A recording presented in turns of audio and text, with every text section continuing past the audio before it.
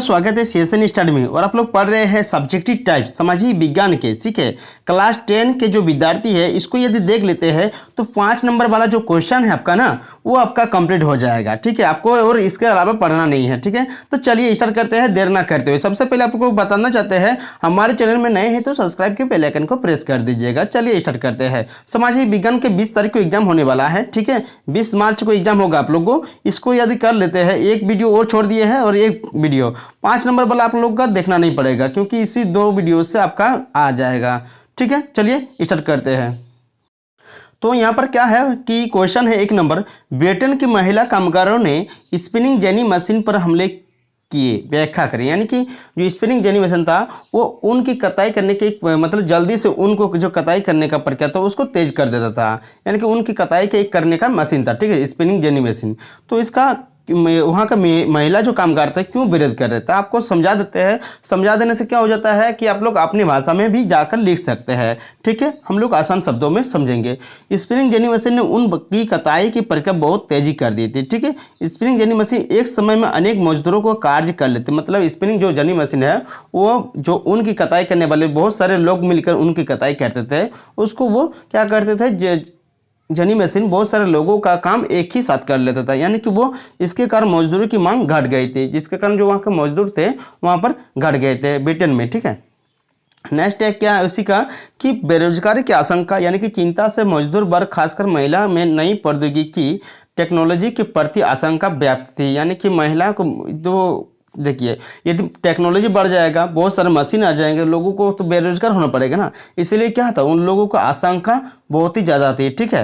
यानी कि बेरोजगार होने की आशंका थी वहाँ का, खासकर क्या है यहाँ पर महिलाओं को, ठीक है। महिलाओं को जो वहाँ पर कताई करने के काम मिलता था वो नहीं मिल पाएगा, ठीक है, यहाँ पर टेक्नोलॉजी के कारण। यहाँ पर साफ साफ लिखा है 3रा नंबर है, जब उनकी उद्योग में इस मशीन का इस्तेमाल किया गया तो उन अनेक औरतों जो हाथ से उनकी कताई करती थी तो वह काम से हटना पड़ा। इसी कारण महिलाओं कामगारों ने स्पिनिंग जेनी मशीन पर हमले किए। स्पिनिंग जेनी मशीन का महिला द्वारा विरोध काफ़ी लंबे समय तक चलता रहा। यानी कि जो वहाँ के महिला थे जेनी मशीन के विरोध इसलिए कर रहे थे क्योंकि उन लोगों को काम नहीं मिलेगा, जिसके कारण से वो लोग क्या बोल रहे थे कि उसको जेनी मशीन जब आ गया था तो वहाँ क्या हो रहा था उनकी कताई करने के लिए तो लोगों को नहीं लगा, महिलाओं को नहीं लगा रहा था, जिसके कारण वहाँ की महिला जो ब्रिटेन की महिला है जेनी मशीन के खिलाफ क्या कर रहे थे, आंदोलन कर रहे थे। और यह आंदोलन जो था बहुत ही दिन तक चला था, ठीक है।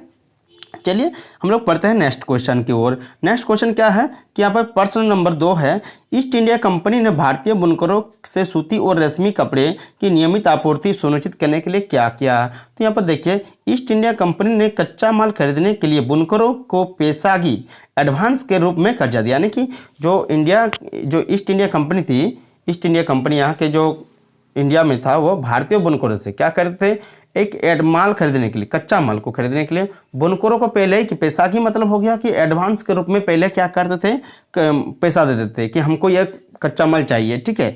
लेकिन क्या होता था कि इस प्रकार उन्होंने बुनकरों को स्थायी रूप से कर्ज के जाल में फंसा लेता था। मतलब वो कच्चा माल के लिए पहले ही पैसा दे देता था ताकि वो किसी और को ना बेच पाए, ठीक है, उसको कर्ज में फंसा लेते, क्योंकि यदि बढ़ जाए दाम फिर भी नहीं लेंगे ना, बढ़ जाए यदि जो ऊन है वो बुनकरों के लिए क्या करते, पहले उसको कच्चा माल जो है मान लिया कच्चा माल को 50 रुपये, ठीक है, 50 रुपये किलो मिलता था, लेकिन बढ़कर मान लिया कि उस महीना में उस साल हो गया कि 100 रुपया कच्चा माल, ठीक है, 100 रुपया कच्चा माल हो गया।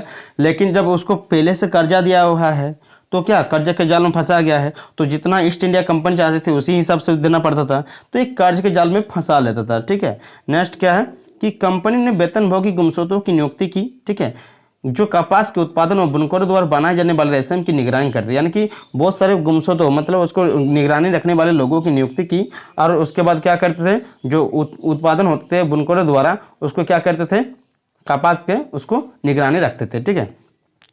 नेक्स्ट उसी का है गौ नंबर, वो ये भी देखते थे कि बुनकर अन्य यूरोपीय कंपनियों या स्थानीय भारतीय व्यापार के लिए तो नहीं काम कर रहा है। इस प्रकार इस तरीके से ईस्ट इंडिया कंपनी को भारतीय बुनकरों से रेशम और कपड़ा की नियमित आपूर्ति मिलती रही। मतलब देखता था कि जो हम लोग कर्जा दिए हैं, देखिए कर्जा तो मतलब पहले पैसा देता था, उसके बाद लोगों को रखा था क्योंकि वो दूसरे को नहीं बेच रहा है ना, वो देखता था स्थानीय व्यापारियों के लिए तो ये काम नहीं कर रहे हैं, मतलब जो वहाँ के बुनकर जो थे, जो बुनने वाले लोग थे, वो दूसरे के लिए तो नहीं काम कर रहा है, तो वो भी निगरानी रखते थे। कौन? वहाँ के स्थानीय जो वेतनभोगी गुमशुतुर। ठीक है, तो यहाँ पर साफ साफ लिखा है क्या, वे ये भी देखते थे कि बुनकर अन्य यूरोपीय कंपनी या स्थानीय भारतीय व्यापारियों के लिए तो काम नहीं कर रहा है। जो बुनकर बनाने वाले थे उसको भी क्या करते थे, कर्ज के जाल में फंसा कर रखते थे।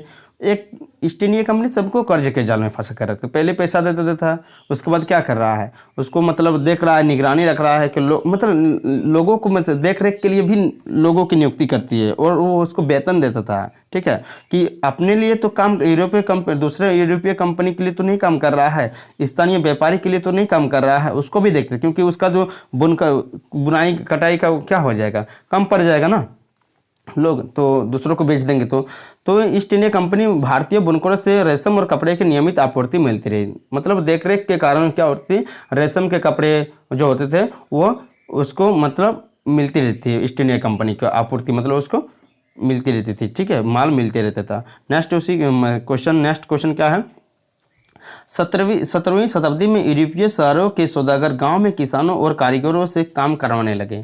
ठीक है, यहाँ पर क्या है कि यूरोपीय शहर के सौदागर गांव में किसान और कारीगरों से काम करने लगे थे। यहाँ पर चलिए देख लेते हैं कि 17वीं शताब्दी में यूरोपीय शहर के सौदागर गांव की तरफ रुख करने लगे थे।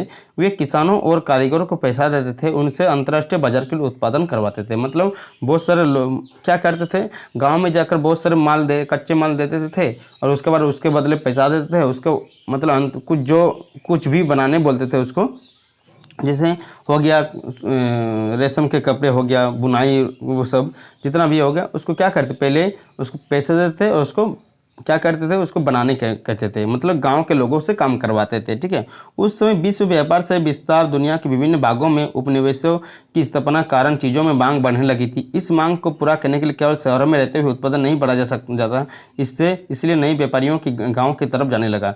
जो नए व्यापारी थे, बहुत सारे काम के शहर में क्या होता है, शहर लोग मतलब वहाँ पर बहुत सारे लोगों को क्या ज़्यादा उसको पैसा देना पड़ता है, लेकिन गांव की तरफ इसलिए गए थे क्योंकि काम कराने में पैसा कम देना पड़ता है। तो नए व्यापारी जो थे वो गांव के लोगों से काम करवाते थे। ठीक है, नेक्स्ट इसी का है कि 3 नंबर, गांव में गरीब किसान सौदागर के लिए काम करने लगे। मतलब जो गरीब किसान थे वो सौदागर मतलब जो व्यापारियों के लिए काम करने लगे। यह वो समय था जब छोटे व गरीब किसान आमदनी के लिए नए स्रोत ढूंढ रहे थे। यहाँ पर क्या है कि लोग जो गाँव के लोग जो नए स्रोत के ढूंढ रहे थे, क्योंकि देखिए किसान जो है वो सही से अपना अनाज भी बोता है ना, तो खा नहीं पाता, उसको क्या करना पड़ता है, उसको तो पैसा की ज़रूरत है ना। तो जो व्यापारियाँ आती थी गांव में, उससे काम मिल जाता था, जिसके कारण से गरीब किसानों को क्या हो रहा था, आमदनी हो रही थी, यानी पैसा मिल रहा था। नेक्स्ट है, इसलिए जब सौदागर वहां आए और उन्होंने माल पैदा करने के लिए पैसा आगे रकम दी तो किसान फौरन तैयार हो गया। यानी कि पहले से जो पैसा दिए तो क्या हो गया, पहले से तो वहाँ के किसान जो है व्यापारियों से तैयार हो गए, मतलब वो काम करने के लिए तैयार हो गए।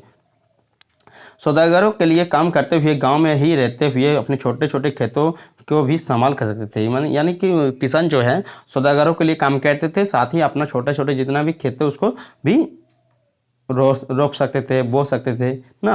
नेक्स्ट क्वेश्चन चलिए देख लेते हैं, सूरत बंदरगाह 8वीं सदी के अंत तक हाशिया यानी कि किनारा पर पहुंच गया था। क्यों? 3 कारण बताइए। देखिए ये सब जितना भी बता रहे हैं ना, इसको कर लीजिएगा, आप लोग लिख लीजिए और पढ़ लीजिए। ठीक है, थोड़ा सा समझा रहे हैं, समझने में दिक्कत होगा तो कमेंट बॉक्स में कमेंट कीजिएगा। अधिकतर यूरोपीय कंपनियों के पास भारी संसाधन थे, जिसके कारण भारतीय तथा व्यवसायी उनसे प्रतिस्पर्धा करने में कठिनाई अनुभव कर रहे थे। यानी कि यूरोपीय कंपनी के पास भारी संसाधन थे, जिसके कारण क्या हो रहा था, भारतीय तथा व्यवसायी उनसे प्रतिस्पर्धा करने में कठिनाई अनुभव कर रहे थे। यूरोपीय कंपनी स्थानीय दरबारों से विभिन्न राहत पाकर शक्ति ग्रहण कर रहे थे। यानी कि जो यूरोप कंपनी थी वो भारत से मतलब क्या हो रहा था, स्थानीय दरबार से, यानी कि राजा महाराजे थे ना, वहाँ से वो विभिन्न शक्तियाँ क्या कर रहे थे, ग्रहण करके अपना राहत पा रहे थे। ठीक है, लेकिन क्या हो रहा था,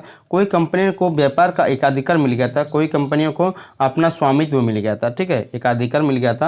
यहाँ पर लिखा है इन सबके परिणामस्वरूप सूरत और हुगली की बंदरगाह कमज़ोर पड़ गए। जहां उस स्थानीय व्यापारी व्यापार चलाते थे, इन बंदरगाहों में होने वाले निर्यात में नाटकीय कमी आई। मतलब पहले जिस ऋण से व्यापार चलता था वो खत्म होने लगा। धीरे धीरे स्थानीय बैंकर दिवालिया हो गए। 17वीं सदी के अंतिम वर्ष में सूरत बंदरगाह से होने वाले व्यापार का कुल मूल्य 1.6 करोड़ रुपये था। 1740 के दशक तक यह गिरकर केवल 30 लाख रह गया। यानी कि सूरत जो बंदरगाह है वहाँ पर पहले बहुत ही ज़्यादा मतलब जहाज़ें वगैरह जितना है सब कुछ आते थे। धीरे धीरे क्या हो गया, यूरोपीय कंपनी उससे होकर नहीं आने लगा, और क्या हो गया, धीरे धीरे वहाँ का जो उसकी कमाई थी सूरत बंदरगाह की 1.6 करोड़ था, ठीक है। लेकिन क्या हो गया, लास्ट में 1740 तक 30 लाख रह गया। मतलब जो बंदरगाह तो वो क्या हो गया, वो हाशिया पर किनारा लग गया। यानी कि लास्ट में समय पाकर सूरत और हुगली कमज़ोर पड़ गए। सूरत और हुगली के जो बंदरगाह थे वो कमज़ोर पड़ गए, और बम्बई और कलकत्ता जो है बम्बई और उभरने लगे। यानी कि बम्बई और कोलकाता जो है वो उभरने लग गए थे। ये सब यूरोपीय कंपनी जो है मतलब सूरत बंदरगाह पहले आते थे, ठीक है। तो लेकिन बाद में क्या किया, वो बम्बई और कोलकाता में वो जो जहाज़ें हैं रुकने लगे, जिसके कारण से जो सूरत के जो क्या बोल रहे हैं सूरत के जो बंदरगाह है वो हाशिए पर चला गया था, क्योंकि उसकी कमाई जो थी 1.6 करोड़ था, लेकिन लास्ट में कितना हो गया 30 लाख। यानी कि वहाँ पर जहाज़ें वगैरह सुंदर नहीं खड़ा होने लगा, उसकी जो टैक्स नहीं मिलता होगा, जिसके कारण से वो क्या हो गया, हाशिए पर पहुँच गया। तो 3 कारण लिखने पड़ा था, 3 कारण लिख दिए आप लोग। मिलते हैं नेक्स्ट वीडियो के साथ। इसको जितना भी है कर लीजिएगा ताकि आप लोगों को आसानी हो सके, ठीक है। साथ ही आप लोग को एग्जाम हॉल में जरूर इससे मिलेगा देखने को क्वेश्चन, ठीक है। थैंक यू, मिलते हैं नेक्स्ट वीडियो के साथ। जय हिंद।